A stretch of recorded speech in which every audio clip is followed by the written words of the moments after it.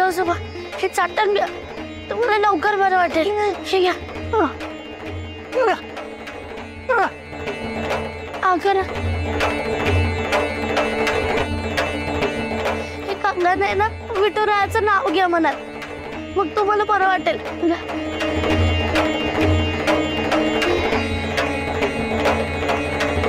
काळजी करू नका, मी ऐक देत.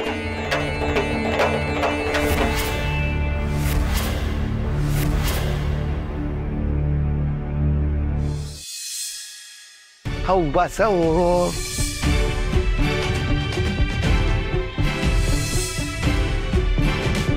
लपून छपून पैसे बोलत होता मालक. अगदी अगदी हसून खेळून चाललं होतं, म्हणजे नक्कीच कर्जाचं काही नसणार. डोगडच समजलं, पर बाई होती तरी कोण? का आलती? ते हसून बोलत होते मालक, म्हणजे नक्कीच चौथ्या लग्नाची तयारी असणार.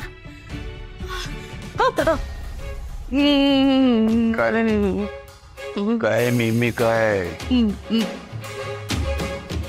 काय काय बडबडत होतीस? काय सांगितलं होतं? बाहेर यायचं ना म्हणून सांगितलं होतं का नाही? काय तरुण ऐकत होतेस? लय हिम्मत वाढली आहे तुझी. ऐकत का होते तरुण? केरे टाकाय आलते, पण दिसलं का बघले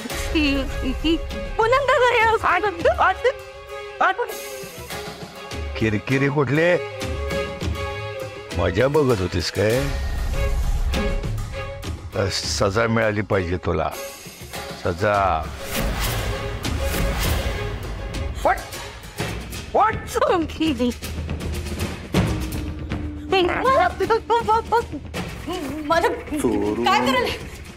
चोरून बघणारा डोळात आता मी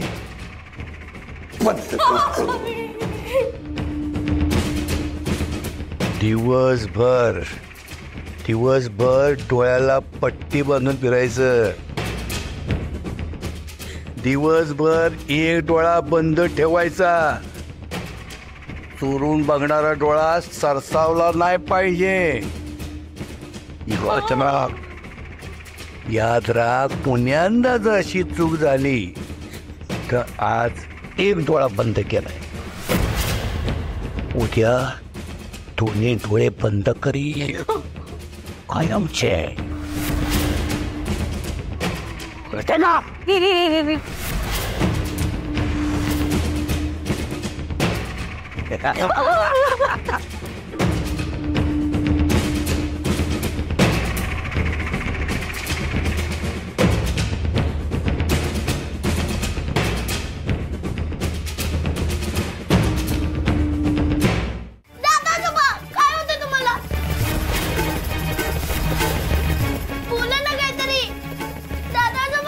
दादा दादा दादा काय होते दादा तुम्हाला? अण्णा बघा ना, या सकुने आमच्या दादा आजोबांना काहीतरी चाटवलंय. ते हालचाल का करत नाहीये, सकुनीच काहीतरी केलंय.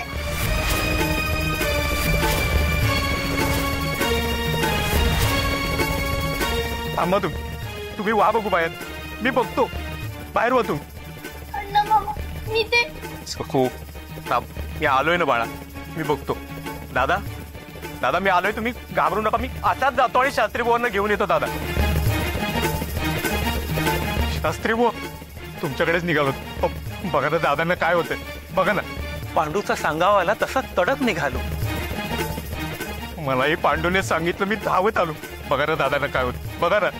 बरं तुम्ही बाहेर जा बघू, मी बघतो.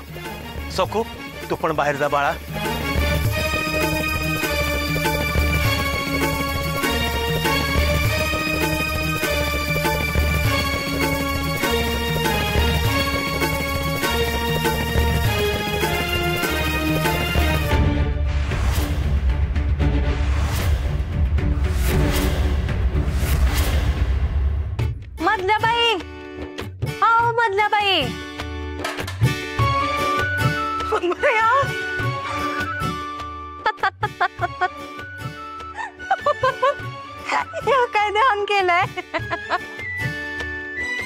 बोललीस?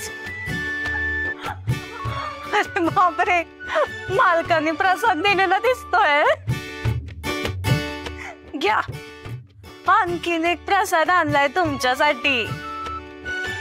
अगदी निवडून निवडून आणली. हे घ्या, तुम्हाला आवडतं ना अगदी तसं मऊ मऊ लुगडं. हे सुनेर आहे टवळे. कावेरी नाव आहे माझं, टवळे नाही. आणि म्हणायचंच असेल ना राग कवळे असं म्हणा. हो, हात जुन्या म्हणून जरा तरी विचारतायत तुम्हाला. जास्त मास दाखवलात ना तर पार अडगळीत टाकतील मला. हो, धामूच म्हणाला. हो म्हणे बाजारात जुनेरं पण मिळतो आणि ते धुवून धुवून असं मऊ होतात म्हणे. आता हे घ्या, हे बघा, हे नवं कोरं लुगडं माझ्यासाठी. नाही तसं कोणताही रंग माझ्यावर खुलूनच दिसतो म्हणा, पण आज एकदा मालकांच्या पसंतीची मोहर उमटली ना म्हणजे झालं. आज रातच्यानच घडी मोडते म्हणते. काय आमच्यासाठी हळद दूध तयार ठेवा. हो बाई, नका हो तोंड वाकडं करू. तीच ध्यान दिसताय. त्यात असं तोंड वाकडं केलं ना तर असं वाटतं तरोडा बिरोडा टाकायला जात की काय कुठे. ते लूटमार वगैरे करतात ना, असं काहीतरी. बघूया की नक्की कोण लुटलं जातंय ते. एवढा तोरा दाखवू नगस, दपकन तोंडावर पडशील. मला म्हणतीस पर खरं तर मालकांसाठी तू बी जुनेरच झालीस. आता लवकरच नवं लुगडं वाड्यावर येणार. तोऱ्यात वर माडीवर चढणार. अन तेव्हा तू बी येशील माझ्या बाजूला कोटीत. नाही, हे शक्यच नाही. लटकं बोलताय तुम्ही. मी असं होच द्यायची नाही.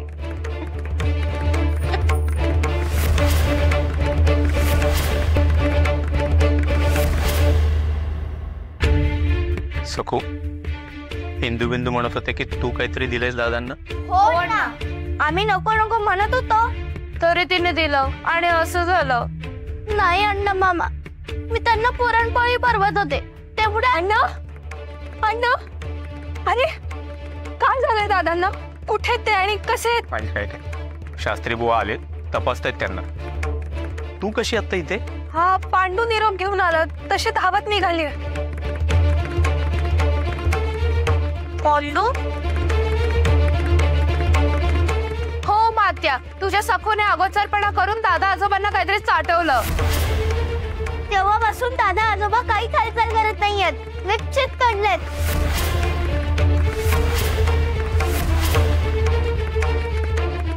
सखू, काय दिलेस दादांना? आता नवीन काय अगोचरपणा केलायस तू?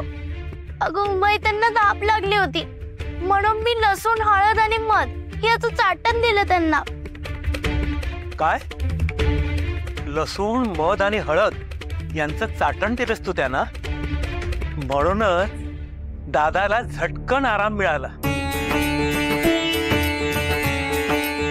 हे तुम्हाला रामबाण उपाय सुचला तरी कसा? तुम्ही कोणाला तरी सांगताना ऐकलं होतं म्हणून मला आठवलं. शाबास सकुताई, खरंच हुशार आहेस तू. नुसतीच हुशार नाही आहेस, प्रसंगावधानी पण आहे. मिळालेल्या ज्ञानाचा प्रत्यक्षात उपयोग कसा करायचा ते ठाऊक आहे तुला. अण्णा, सखुताईने वेळेवर औषध दिलं म्हणून अमंगळ घटना टळली. दादाची धाप थांबली. रक्त सुरळीत खेळायला लागलं नाड्यांमधून. बुवा, दादा काहीच हालचाल करत नव्हती, त्यामुळे मी पण खूप घाबरलो होतो. थकव्यामुळे दादाला ग्लानी आली होती, त्यामुळे दादा हालचाल करत नव्हता. सखूनी वेळेवर उपाय केला नसता तर सांगता येत नाही आज काय होऊन बसलं असतं.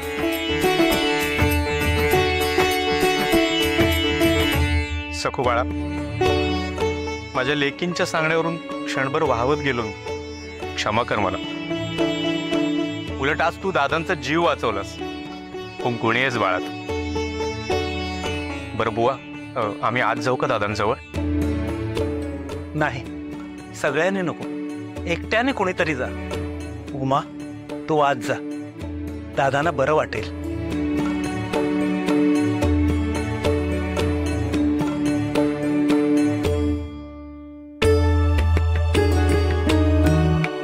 मला तुला काही सांगायचं आहे म्हणून तुला मी ते थांबवलं. ऐक, दादांच्या प्रकृतीला आरडाओरडा आता चालणार नाही, त्यांना झेपणारही नाही.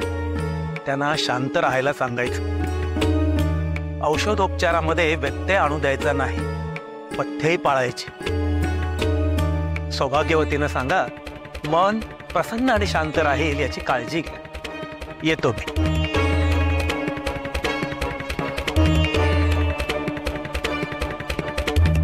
सगळी भामेची जबाबदारी आहे, पण दादांचं मन कायम त्रासलेलं कसं राहील हेच बघत असते ती. चांगली समज द्यायला हवी तिला. आता ही घरात एवढं रामायण घडतंय आणि या बाहेर कुठे गेल्या देव जाणे. दादा, दादा, बरे आहात ना? कसं वाटतंय आता? ओए, तुझी लेख कोणाची आहे ग? जवळजवळ स्वर्गाला हात लावून आलोय, पण तुझ्या लेख माघारी आणलं मला परत. दादा, का अशी मरणाची भाषा करताय तुम्ही? तुम्हाला अजून खूप काही बघायचंय. सखूचं लग्न, तिची शेवटी सखू, सगळं काही बघायचंय. आणि आता सगळं काही छान होणार आहे. तुमची तब्येत पण छान होणार. तुम्ही विश्रांती घ्या, मी आहे इथेच. तुम्हाला माहित नाहीये का तुमची आई कुठे गेलीये, कधी परत येणार आहे, कशासाठी गेलीये? अगं बाई, हे कसे आत्ता घरी? काहीतरी गंभीर प्रकरण दिसतंय. आई, हाय आई, आजोबांना बरं नव्हतं, कारण कुठे गेली होती सुंदरायला? ते मी हा, आज सकू होती ना, म्हणून दादांचा जीव वाचलाय. एवढ्या लहान मुलीला जे कळतं तेवढंही तुला कळू नये.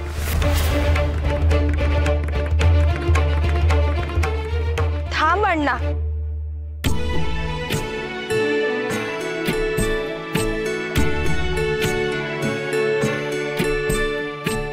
हे सगळं बोलायची ही वेळ नाहीये. सोड आता. जे काही झालंय ते पुन्हा होणार नाही याची काळजी घेऊया. आणि दादा बरे आहेत आता, काळजी घ्या. येतो आम्ही. चल सकू.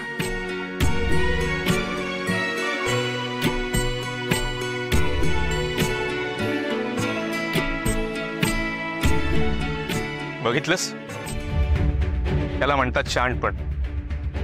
तुझीच बाजू सावरून गेली.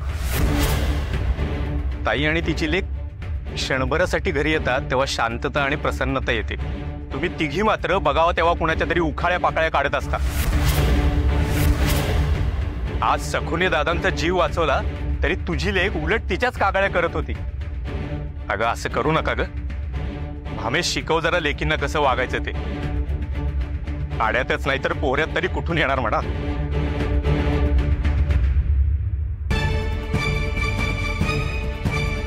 मी सखूकडून शहाणपणा शिकायचा का?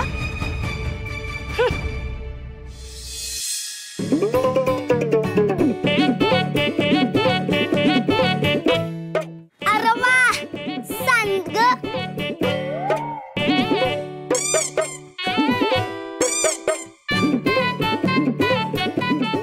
आणि रात्रीला बी कुणी नाही.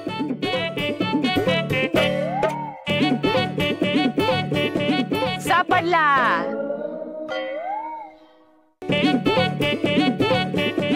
काय रे, भारीच सवकलास तू. पण कुठेही कशातही हात घालायचा नसतो हे कळत नाही का तुला? काय ग बुडगे, जवळ तवा वरजत असतेस, गरज लागली की गुळ लावतेस, रेशमी कापड नेसून विठुराया बी बनवतेस, लाडाने आंघोळ बी घालतेस, आणि मुठभर सांडगे घेतले तर कावते कशा पाय ग? आहेस एवढासा आणि बोलतो चुरू चुरू चुरू चुरू. थांबाजी, त्याला काही बोलू नकोस, आज त्याने खूप चांगलं काम केलंय. हो, आईशीनं सांगितलंय तुझ्या, पण कोण कुठूनही येईल कशातही हात घालेल चालेल काय?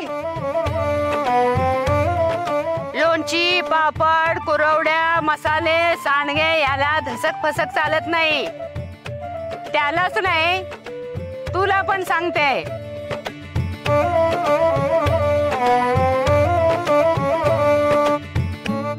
काय रे पांडू, दादाचं बनणं बरं वाटत नाहीये हे तू अण्णा मामाला सांगितलंस, बुवाचं बनणं सांगितलंस, आणि उमाईला तर घेऊनच आलास. पण मुळात हे तुला कळलंच कसं? तू तुझ्या एरंड्यासारख्या वाढलेल्या बहिणींसोबत बोलत होतीस ना, तेव्हा मी बघितलं. मग तू आत का नाही आलास? कशाला भांडायला? तुझ्या काळ्याला काळ्या म्हंटल तर पुरी फुगलेली होती. आलो असतो तर भांडलोच असतो आपण. त्या परीच समद्यांना सांगावा दिला. किती गोड आहेस रे तू. पण तुझी गुडगी वरडलीस ना मला. 4 सांडगे काय घेतले आधी अंगावर. थांब, त्याची भरपाई करते मी.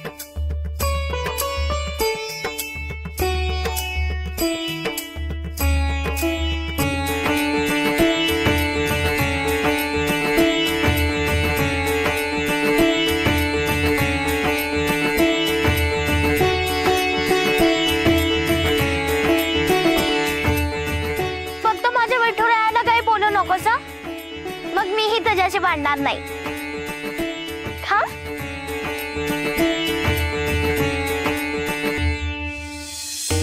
शिवाप्पा, अरे विठुरायाला गारानं घाल. अरे लेखाचं लगीन जमवलं आहे आणि षष्टीचा मुहूर्त बी धरलाय. अरे वा, छान छान. म्हणजे आमच्या सखूपेक्षा 2 साल मोठा असलेला एवढ्यात ठरवलं? अरे उशीरच केला की. वाडवडील काय म्हणतात, माती वली असताना लगीन लावावं म्हणजे घरात येणारा सुनेला आपल्या घरावानी आकार देता येतो. आपल्या घरातल्या रीती भाती समजा शिकविता येतात. सासरचे वळण, बापरे, सखू किती लहान आहे. तुम्ही सखूच बी बघत असाल ना. पोरीचं तर अगोदरच करावं लागतं. खेळा बागडायचं वय आहे रे माझ्या सखूच.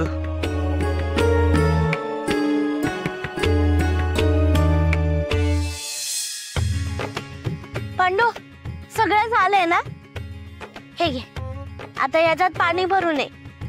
मी तोपर्यंत भाकऱ्या करते आणि झुणका तव्यावर टाकते. पाणी भरायला बी मीच जाऊ. आणि एवढी खेळणी बनवली त्याचं काहीच नाही. फक्त पाणी भरायला सांगितलंय ना रे. भाकऱ्या तर मीच करणार आहे ना. जा पटकन. शिवप्पा, गाराने घालतोस ना? रायबा, विठुरायाला फक्त मनापासून सांगायचं असतं. त्याला गाराणा नको, नवस सायास काही नको. फक्त मनातला भाव हवा. बरोबर सांगतो. आणि नवरा नवरीला पाया पड्या बी घेऊन येतो. आणि ते द्रोण पत्रावळ्या त्या तुम्ही देणार आहेत ना? 5 वार आहेत. 5-50 जरा जास्तीचे देऊन ठेवा. चालेल.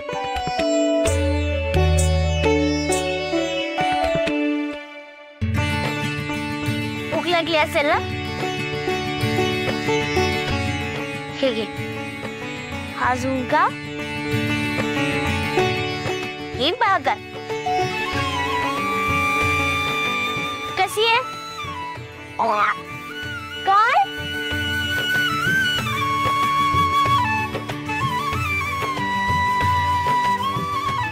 पोटभर जेव. हे काय भांडी बुडकुली कसली खेळताय? ए बुडगे, आता तू यावरून बी वरडणार. आणि मी तुला घाबरते की काय?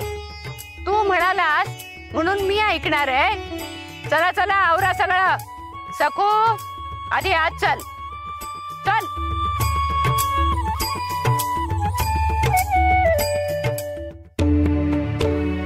कशाला केली मी एवढी भांडी? अरे पांडू, मी तुझी भांडी एकदम सांभाळून ठेवेल. तू काळजी करू नकोस. आपण आहे ना नंतर खेळूया. आता मी येते. हा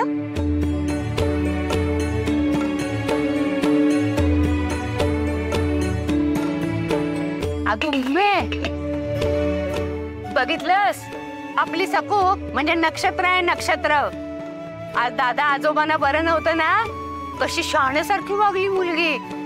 सकाळी घरी पुरणपोळी केली आणि आता भांडी बुडकुल्याच्या खेळात रमलीये. उमाई, उमाई हे बघ, हे बघ, पांडूने किती छान भांडी बुडकुली बनवली आहेत. बघितलंस पालथ्या घड्यावर पाणी. मी हिला आता ओरडून आले तर ही इथं नाचत नाचत सांगते. ठेव ते बाजूला आणि ते शेंगा ठेवल्या ते सोलायला घे.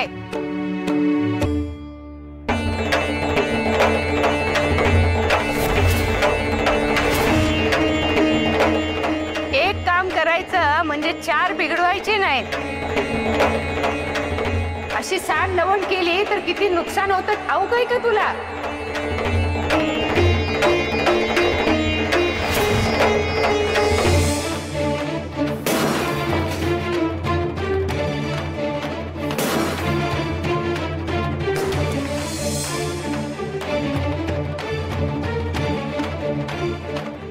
बघतेस ना किती पसारा केलाय ते.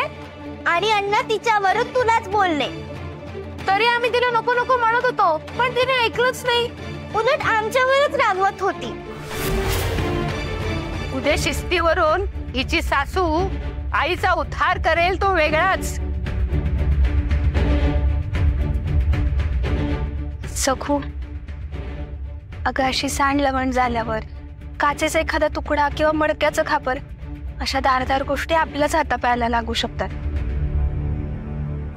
आई,